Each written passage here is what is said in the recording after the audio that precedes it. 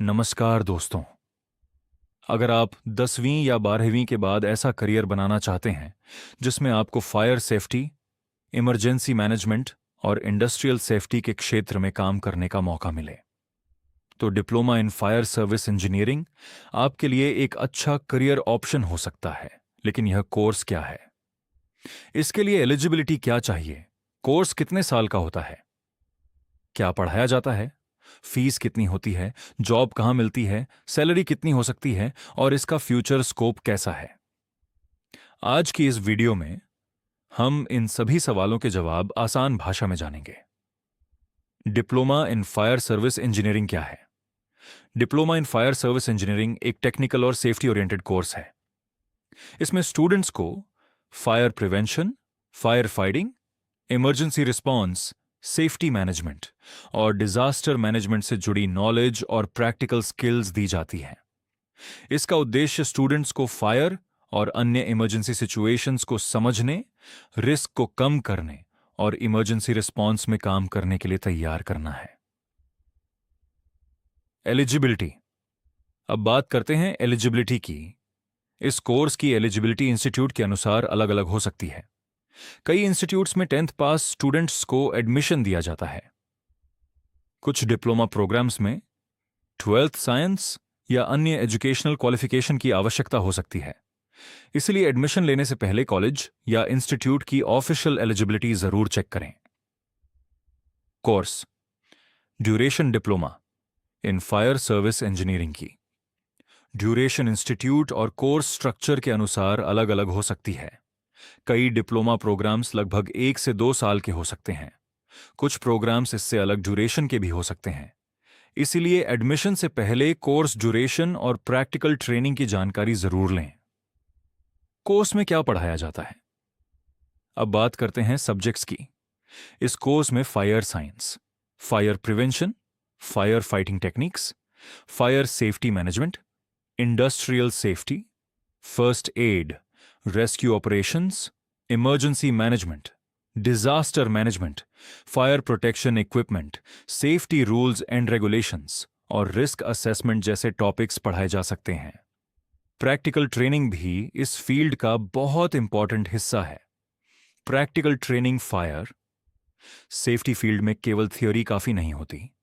Students को fire extinguishers और अन्य फायर सेफ्टी इक्विपमेंट की basic handling, emergency response, rescue techniques, evacuation procedures और सेफ्टी प्रैक्टिसेस की प्रैक्टिकल ट्रेनिंग दी जा सकती है। प्रैक्टिकल ट्रेनिंग हमेशा क्वालिफाइड ट्रेनर्स और प्रॉपर सेफ्टी अरेंजमेंट्स के अंडर ही होनी चाहिए। फीस। अब बात करते हैं फीस की। Fees college, institute, course duration और लोकेशन के अनुसार अलग अलग होती है। गवर्नमेंट और प्राइवेट इंस्टीट्यूट्स की फीस में काफी डिफरेंस हो सकता है। एडमिशन लेने से पहले ट्यूशन फीस के साथ प्रैक्टिकल ट्रेनिंग, एग्जामिनेशन, यूनिफॉर्म और अन्य चार्जेस की जानकारी भी जरूर लें। Job opportunities. Diploma in fire service engineering के बाद कई क्षेत्रों में करियर अपॉर्चुनिटीज मिल सकती हैं, जैसे fire safety departments, industrial companies, factories, construction companies, hospitals, hotels, shopping malls, airports, power plants, oil and gas industries और अन्य ऑर्गेनाइजेशंस जहां फायर सेफ्टी प्रोफेशनल्स की आवश्यकता होती है। जॉब रोल्स कोर्स के बाद आपकी क्वालिफिकेशन और एक्सपीरियंस के अनुसार अलग अलग जॉब रोल्स मिल सकते हैं। Fire safety officer, fire safety supervisor, fireman, fire safety technician, safety assistant, emergency response assistant और इंडस्ट्रियल सेफ्टी से जुड़े अन्य रोल्स। लेकिन हर जॉब पोस्ट की एलिजिबिलिटी अलग हो सकती है। इसलिए जॉब अप्लाई करने से पहले ऑफिशियल रिक्रूटमेंट रिक्वायरमेंट्स जरूर चेक करें। सैलरी। अब बात करते हैं सैलरी की। फायर सेफ्टी फील्ड में सैलरी आपके qualification, experience, job role, industry और लोकेशन पर डिपेंड करती है। फ्रेशर की सैलरी अलग हो सकती है। एक्सपीरियंस और एडिशनल सेफ्टी सर्टिफिकेशंस के साथ करियर ग्रोथ और सैलरी में इंप्रूवमेंट हो सकता है।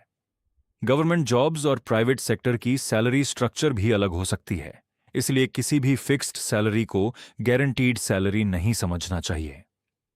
Government jobs fire and safety field में गवर्नमेंट सेक्टर में भी अपॉर्चुनिटीज हो सकती हैं, लेकिन गवर्नमेंट रिक्रूटमेंट अलग अलग डिपार्टमेंट्स और नोटिफिकेशंस के अनुसार होती है। कुछ पोस्ट्स में physical fitness, medical standards, age limit और अन्य रिक्वायरमेंट्स भी हो सकती हैं। इसीलिए गवर्नमेंट जॉब के लिए हमेशा ऑफिशियल रिक्रूटमेंट नोटिफिकेशन देखें। हायर एजुकेशन अगर आप आगे पढ़ाई करना चाहते हैं तो फायर एंड सेफ्टी के बाद अपनी एलिजिबिलिटी के अनुसार एडवांस डिप्लोमा, डिग्री और safety related higher education programs की तरफ बढ़ सकते हैं। आप fire safety, industrial safety, occupational safety, disaster management, environmental safety और संबंधित क्षेत्रों में आगे स्पेशलाइजेशन कर सकते हैं। ये कोर्स किसके लिए बेस्ट है?